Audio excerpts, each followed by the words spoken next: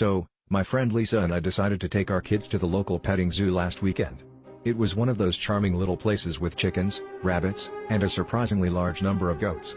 The kids were thrilled, of course, but I noticed something a bit strange when we arrived. There was a yoga class set up in the adjacent field, with people stretching in all sorts of pretzel-like positions.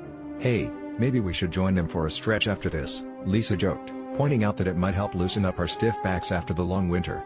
I chuckled at the thought, imagining us trying to balance on one leg while surrounded by farm animals. Little did we know, that idea was about to become a reality. We were just finishing up feeding the chickens when a loud bleating erupted from the goat pen. A moment later, the gate swung open, and a herd of goats bolted out, making a beeline straight for the yoga class.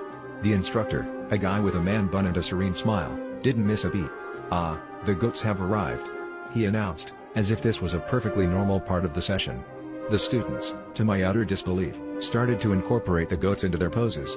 One lady even managed to balance a particularly adventurous goat on her back during a downward dog. Lisa and I exchanged a look of disbelief, torn between chasing after the goats and joining the unexpected spectacle. Instead of chaos, there was an odd sense of harmony. The goats, it seemed, were natural yogis, effortlessly weaving in and out of the poses. The kids were in stitches, shrieking with laughter as they mimicked the adults, who were surprisingly enjoying the intrusion. Naturally, Lisa and I couldn't resist joining in. We plopped our mats down and tried to follow along, though it was hard to focus with a goat nibbling on my hair. The instructor, still unperturbed, encouraged everyone to embrace the flow and let the goats guide your practice. It was the most bizarre yoga session I had ever witnessed, yet somehow, it felt like we were all part of some strange, collective enlightenment.